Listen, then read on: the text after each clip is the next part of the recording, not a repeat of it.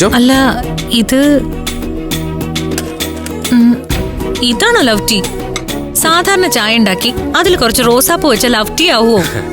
ഇതാണ് നമ്മുടെ romantic tea. നാളെ നമുക്ക് ഹണിമൂൺ ടീ ഉണ്ടാക്കിയാലോ? എന്താ?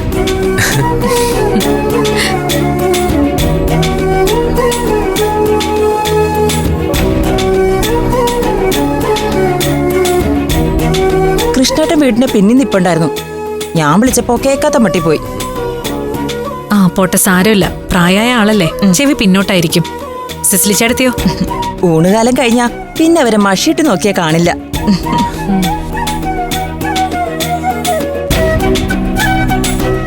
കുടിക്കേ.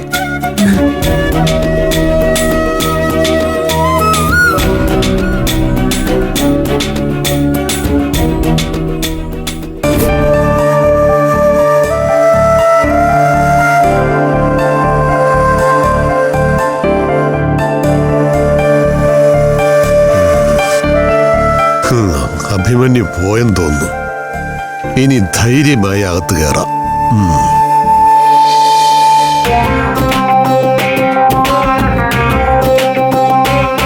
കൃഷ്ണേട്ടാ ഒന്ന് നിന്നേ. കൃഷ്ണേട്ടൻ ഇത് എവിടെ പോയതാ? ഞാൻ ഇവിടെ ഒക്കെ അന്വേഷിച്ചല്ലോ. കടയിൽ പോയി പച്ചക്കറി വാങ്ങണമെന്ന് മോള് തന്നെയല്ലേ എന്നോട് പറഞ്ഞത്? പറഞ്ഞ സാധനങ്ങളെല്ലാം വാങ്ങിയിട്ടുണ്ട്. അല്ല, അതിന് ഞാനെപ്പോഴാ കൃഷ്ണേട്ടനോട് പച്ചക്കറി വാങ്ങാൻ പറഞ്ഞേ? അല്ല, മോൾ ഇന്നലെ പറഞ്ഞത് മറന്നുപോയോ? സത്യത്തിൽ ഞാനത് മറന്നതായിരുന്നു. പെട്ടെന്ന് ഓർമ്മ വന്നപ്പോ തന്നെ ഞാൻ അങ്ങ് പോയി വാങ്ങിച്ചു.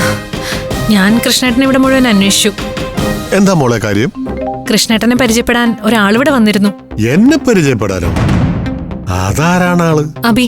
അഭിമന്യു. എന്നെ കല്യാണം കഴിക്കാൻ പോകുന്ന ആളാ. നേരത്തെ ഇത് അറിഞ്ഞിരുന്നെങ്കിൽ ഞാൻ ഒരിക്കലും പുറത്തു പോവില്ലായിരുന്നു. അപ്പോ ഞാനും അഭിയും പുറത്തുനിന്ന് സംസാരിക്കുന്നത് കൃഷ്ണേട്ടൻ കണ്ടില്ലേ? ഇല്ല, മോൾ ആശുപത്രിയിൽ നിന്ന് വന്നതുപോലും ഞാൻ അറിഞ്ഞില്ല. അറിഞ്ഞിരുന്നെങ്കിൽ ഉറപ്പായിട്ട് ഞാനിവിടെ നിന്നാലും.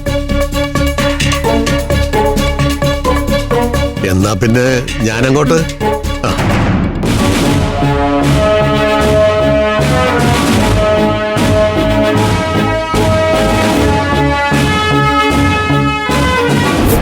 അനന്തകൃഷ്ണൻ ജയിലിൽ നിന്ന് ഇറങ്ങിയ വിവരം നീ അറിഞ്ഞോ? ജയിലിൽ നിന്ന് ഇറങ്ങിയെന്നോ? അന്നത്തെ പോലെ എന്തെങ്കിലും പരോളായിരിക്കും. അല്ലെങ്കിൽ ജീവപര്യന്ത ശിക്ഷ ഇത്രയും പെട്ടെന്ന് കഴിയാൻ ഒരു വഴിയില്ല അമ്മേ. അതല്ല, സർക്കാർ ഇളവ് കൊടുത്തുന്നാ കേട്ടത്. നിങ്ങൾ ഇത് ആരുടെ കാര്യമാണ് പറയുന്നത്? എന്റെ അച്ഛന്റെ ജീവനെടുത്ത നികൃഷ്ട ജീവി അഭിമന്യുവിന്റെ തന്ത അനന്തകൃഷ്ണന്റെ കാര്യം. പണ്ടൊക്കെ ജീവപര്യന്തം തടവെന്ന് പറയുന്നത് 10-14 വർഷമായിരുന്നു. ഇപ്പൊ സർക്കാർ നാട്ടുകാരുടെ കണ്ണിൽ പൊടിയിട്ട് അത് 6-7 വർഷമായിട്ട് ചുരുക്കി. നമുക്കേ ഇതിനെതിരെ ഒരു അപ്പീല് പോണോമേ. എന്റെ അച്ഛനെ കൊന്നവൻ അങ്ങനെ സ്വതന്ത്രനായിട്ട് വിലസി നടക്കണ്ട. ഞാനിക്കാര്യം വക്കീലിനോട് സംസാരിച്ചിരുന്നു. സർക്കാർ അങ്ങനെ ഒരു തീരുമാനമെടുത്താ പിന്നെ നമുക്കൊന്നും ചെയ്യാൻ കഴിയില്ലെന്നാ അങ്ങേര് പറഞ്ഞേ. ജയിലിൽ നിന്ന് ഇറങ്ങിയിട്ട് അയാൾ ഈ പരിസരത്ത് തന്നെ ചുറ്റിക്കറങ്ങുന്നുണ്ടാവും. കാരണം അയാളുടെ ഭാര്യയും മക്കളും ഈ നാട്ടിലാണല്ലോ ജീവിക്കുന്നത്. അയാൾ എവിടെ ഉണ്ടെങ്കിലും കണ്ടുപിടിക്കണം. ഇനിയുള്ള ജീവിതകാലം മുഴുവൻ അയാളുടെ ജീവിതം നരകതുല്യമാക്കണം. അതാ എനിക്ക് എന്റെ അച്ഛന് കൊടുക്കാൻ പറ്റുന്ന ഏറ്റവും വലിയ മരണാനന്തര കർമ്മം.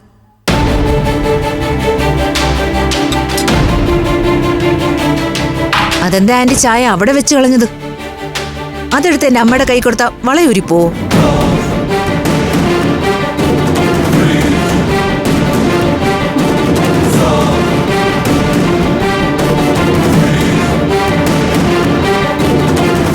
അല്ല, എന്റെ സ്വർണത്തിന്റെ കാര്യത്തില് എന്തായി അംബിക തീരുമാനം? ഞാൻ അതിനുവേണ്ടി ശ്രമിച്ചുകൊണ്ടിരിക്കുക. ഈ ശ്രമം തുടങ്ങിയിട്ട് നാള് കുറെ ആയല്ലോ. പക്ഷെ കാര്യങ്ങളൊന്നും നടക്കുന്നില്ല. എല്ലാത്തിനും ഒരു കാളവണ്ടിയുടെ സ്പീഡാ. അത് ഈ ജന്മത്ത് തന്നെ നടക്കും അംബിക. സ്വർണത്തിന്റെ ഇടപാട് നടന്നാൽ മാത്രമേ ഈ കുടുംബത്തിലൊരു കുഞ്ഞിക്കാല് കാണൂ.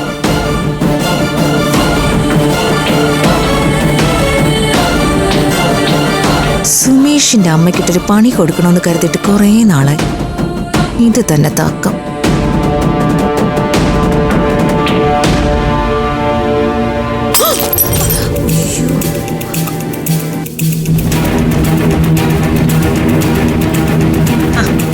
എന്താ അംബിക ഇങ്ങനെ മെഴിച്ചു നിൽക്കുന്നേ?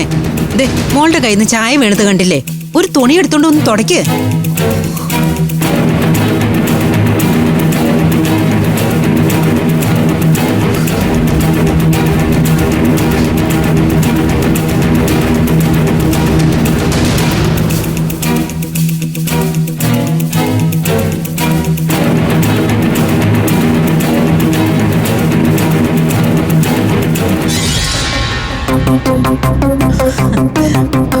എന്താ അമ്പി ഈ കാണിക്കുന്നേ? ഇങ്ങനെയാണോ ചായ തുടയ്ക്കുന്നേ? അങ്ങ് കുനിഞ്ഞിരുന്ന് വൃത്തിയായിട്ട് തുടയ്ക്കേ.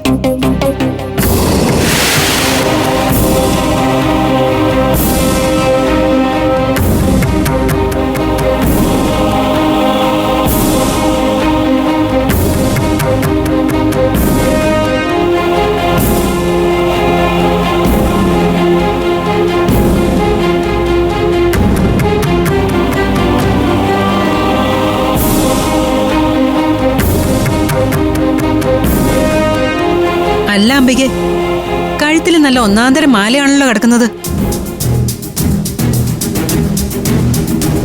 അതിങ്ങോട്ടൊന്ന് ഒരിക്കേ, ഞാനൊന്ന് നോക്കട്ടെ.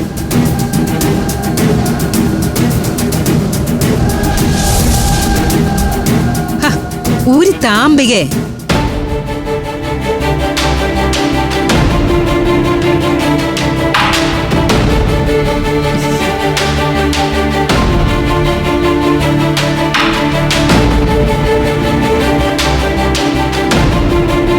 ആഹാ, കൊള്ളാലോ.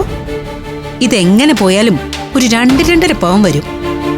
ആ, ഒരു കാര്യം ചെയ്യും, ഇത് തൽക്കാലം എന്റെ കയ്യിലിരിക്കട്ടെ. അയ്യോ, അത്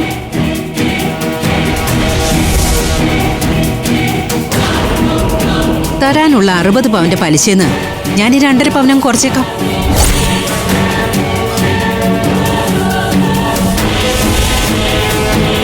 ആ, അത്രയെങ്കിലും കടം വീട്ടിൽ നിന്ന് അമ്പയ്ക്ക് ആശ്വസിക്കാമല്ലോ.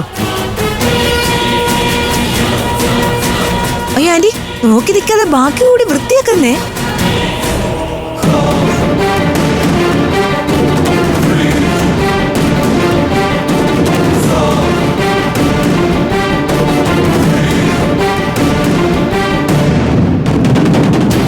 അമ്മ എന്തായി കാണിക്കുന്നേ? എന്റെ കപ്പിന്ന് ചായ നിലത്ത് വീണു. അമ്മ അത് തുടച്ചോണ്ടിരിക്കുക. അതെ, സ്വന്തം കപ്പിന്ന് ചായ നിലത്തിറങ്ങി എന്റെ അമ്മയെ കൊണ്ട് തുറപ്പിക്കാൻ സ്വയം കൊണ്ട് ചെയ്യണമായിരുന്നു.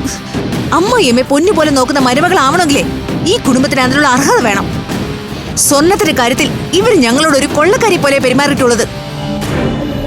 അമ്മ എണീറ്റേ, എനിക്ക് അമ്മ ബുദ്ധിമുട്ടുണ്ട്, ഇത് ഞാൻ ചെയ്തോളാം.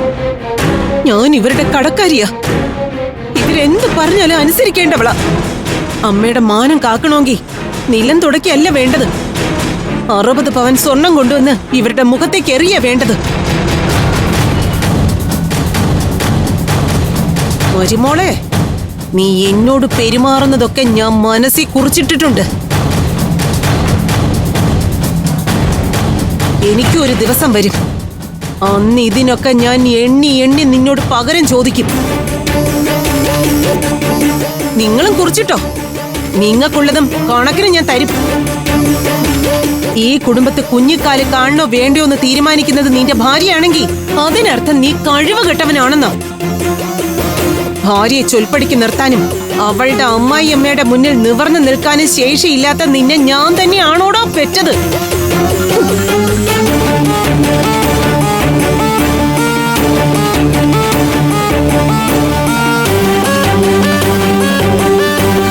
ഞാൻ പോകുന്നു മോളെ.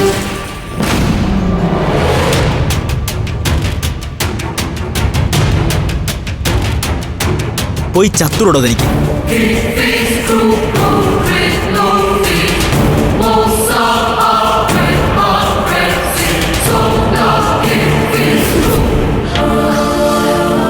ആതിരയാ, എടുക്ക്. അവിടുത്തെ വിശേഷം പറയാൻ വീഡിയോ കോൾ വിളിക്കുക. മോളെ പറ.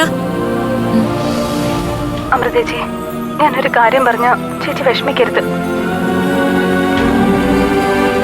എനിക്ക് ഈ ട്രെയിനിങ് തുടരാൻ വയ്യ. ഞാനിത് നിർത്താൻ പോവാ. ഇതൊക്കെ അവസാനിപ്പിച്ച് ഞാൻ തിരിച്ചു വരുവാ.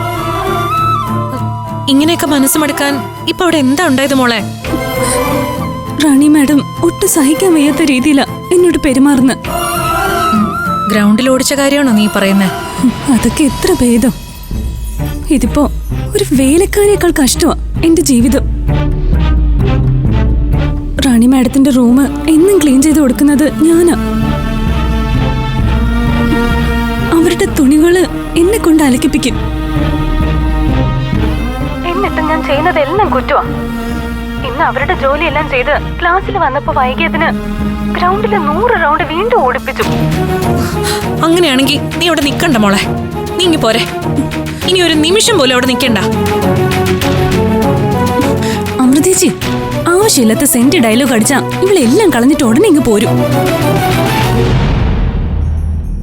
ഇതൊക്കെ ട്രെയിനിങ്ങിന്റെ ഭാഗമായിട്ട് മാത്രം കണ്ടാ മതി. പോലീസ് അക്കാഡമിയിൽ ഇതെല്ലാം പതിവാ. ബാക്കി എല്ലാവരുടെ അടുത്തും അവർ നല്ലതാ. എന്നോട് മാത്രം എന്തിനാ ഇങ്ങനെയൊക്കെ കാണിക്കുന്നത്? ബാക്കി ആരും ഇങ്ങനെയൊന്നും ശിക്ഷിക്കാറ് പോലും ഇല്ല. നമുക്ക് ചോദിക്കാനും പറയാനും ആരും ഇല്ലാത്തോണ്ടാ അവരിങ്ങനെയൊക്കെ പെരുമാറുന്നേ. ഇതെന്തായാലും കംപ്ലൈന്റ് കൊടുക്കേണ്ട കേസാ. അമൃതേച്ചി കാര്യം അറിയാതെ സംസാരിക്കാതെ. നീ ഇതൊക്കെ ട്രെയിനിങ്ങിന്റെ ഭാഗമായിട്ട് എടുത്താ മതി. ഇത്തിരി സോഫ്റ്റ് ആണെന്ന് തോന്നുന്നവരെ ഹാർഡാക്കാൻ വേണ്ടിയിട്ടാ റാണി മാഡം ഇതൊക്കെ ചെയ്യുന്നത്. അല്ലാതെ നിന്നോട് വ്യക്തിവിരോധമൊന്നും ഉണ്ടായിട്ടല്ല. ഈ ട്രെയിനിങ് കഴിയുമ്പോ റാണി മാഡമാ SI ആതിരയെ വാർത്തെടുത്തതെന്ന് നീ തന്നെ പറയും. അതുകൊണ്ട് ഇത്തിരി കഷ്ടപ്പെട്ടിട്ടായാലും നീ ട്രെയിനിങ് പൂർത്തിയാക്കണം. പൂർത്തിയാക്കുമെന്ന് പറ. എത്ര സഹിച്ചായാലും ഞാൻ ഇത് പൂർത്തിയാക്കും. ഈ വാശിയാണ് നിനക്ക് വേണ്ടത്. ഞാനിവിടെ വെറുതെ കിടക്കുക. നിന്റെ നോട്ട്സൊക്കെ എനിക്ക് അയച്ചു തന്നാ വെറുതെ അതൊക്കെ വായിച്ചോണ്ട് കിടക്കായിരുന്നു.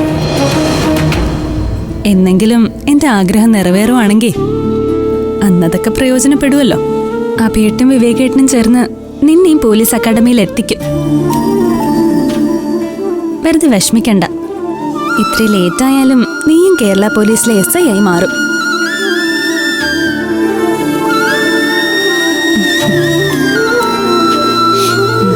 Good night. Good night. Good night.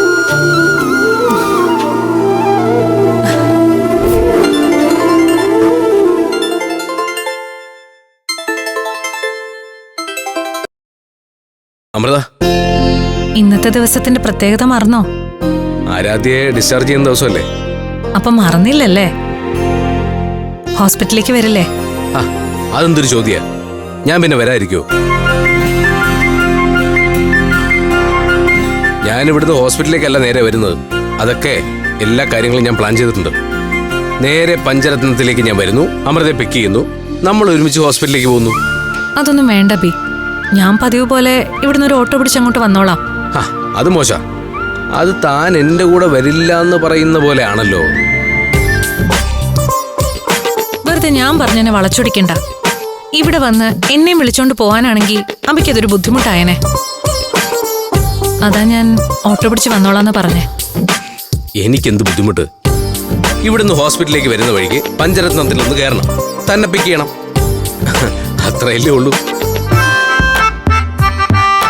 എന്റെ അബി, ഞാൻ പറയുന്നൊന്ന് കേൾക്ക്. ഇങ്ങോട്ടൊന്നും പറയണ്ട, ഞാൻ പറയാം. അമൃതേച്ചി, ഏട്ടന്റെ കൂടെ ഹോസ്പിറ്റലിൽ പോയാ മതി.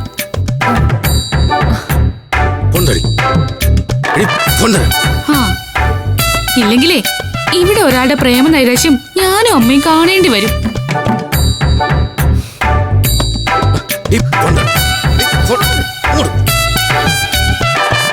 സോറി, ഈ കാന്താരി ഇതിന്റെ ഇടയ്ക്ക് കയറി വന്നതാ.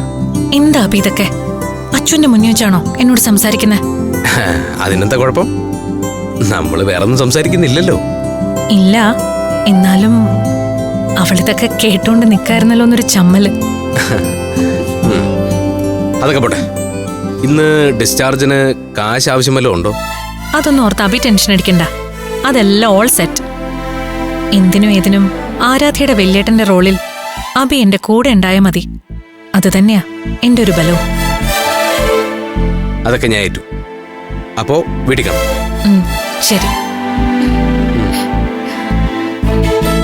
ഇന്ന് ഡിസ്ചാർജ് തീയതിയാണെങ്കിൽ നിങ്ങൾ രാഹുകാലത്തിന് മുമ്പ് ഇറങ്ങണം.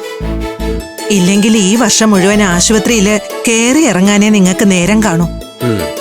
ഈ പറഞ്ഞതിൽ എനിക്ക് വിശ്വാസമില്ല, എന്നാലും അമ്മ പറഞ്ഞുകൊണ്ട് ശരി വെക്കാം. മേലിന്മാര് പരിപാടി കാണിക്കുന്നത്. ആ പെങ്കുച്ചിനെ എത്രയും വേഗം ഇങ്ങോട്ട് കൊണ്ടുവരണം. അതാ എന്റെ ആഗ്രഹം. നിങ്ങളുടെ അച്ഛൻ ജയിലിൽ നിന്ന് ഇറങ്ങിയ സ്ഥിതിക്ക് സത്യത്തില് ഈ കല്യാണം മുടക്കുമെന്ന് എനിക്ക് നല്ല പേടിയുണ്ട്. അച്ഛൻ ഒരിക്കലും ഏട്ടന്റെ കല്യാണം മനഃപൂർവ്വം മുടക്കില്ലമ്മേ. അതെങ്ങനെ നിനക്കറിയാം? അച്ഛനിപ്പോ പഴയ ആളല്ല. അത് നിനക്കെങ്ങനെ അറിയാമെന്നല്ലേ ചോദിച്ചത്? അത് പിന്നെ എനിക്കങ്ങനെ തോന്നി.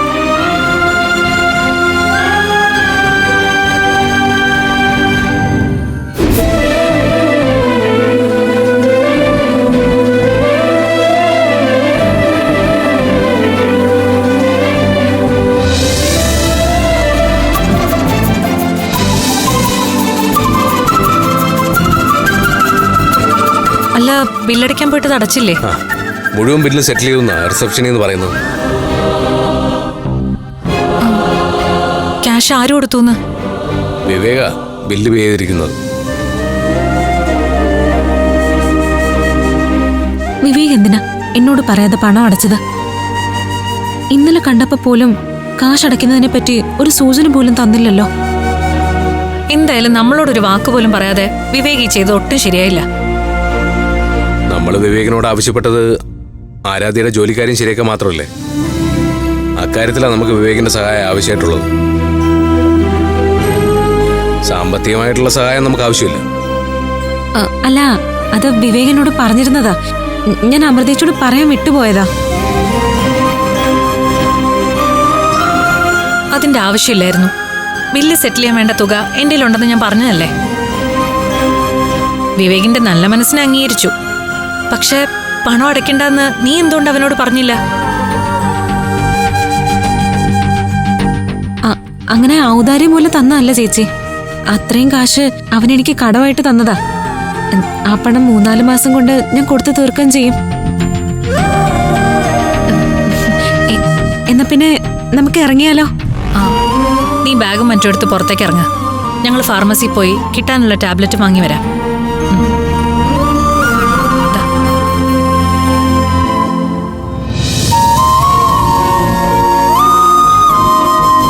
അല്ല, അബിക്ക് ഡ്യൂട്ടിക്ക് പോകാനുള്ളതല്ലേ?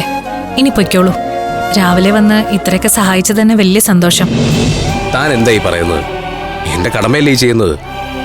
നിങ്ങളെ ടാക്സി കയറ്റി വിട്ടിട്ടേ ഞാൻ പോകുന്നുള്ളൂ. പിന്നെ വൈകിട്ട് തിരിച്ചു വരുന്ന വഴിക്ക് ഞാൻ അങ്ങോട്ട് വരാം. ദേ കലേമയും മഹേന്ദ്രനും.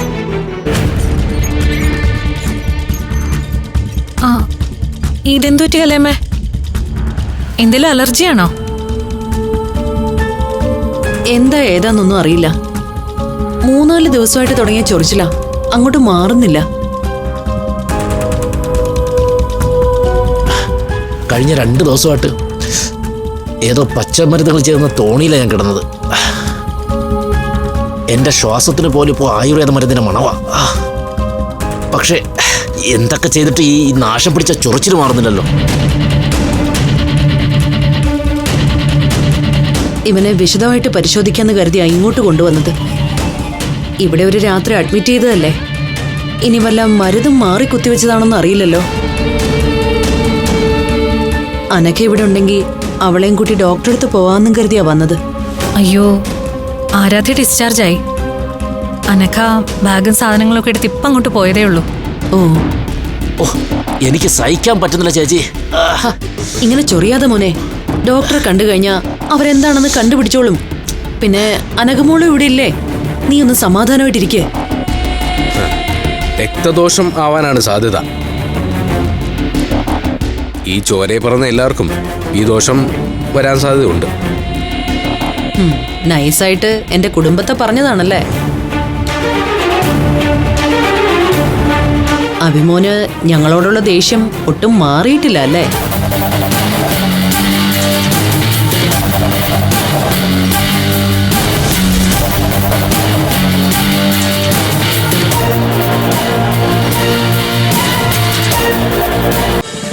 ഫ്ലവേഴ്സ് ഒരുക്കുന്ന കാഴ്ച വസന്തം യൂട്യൂബിൽ പ്രേക്ഷകർക്ക് ലൈവായി കാണാം. ഫ്ലവേഴ്സ് കോമഡിയിൽ ജോയിൻ ചെയ്യൂ, ആസ്വദിക്കൂ.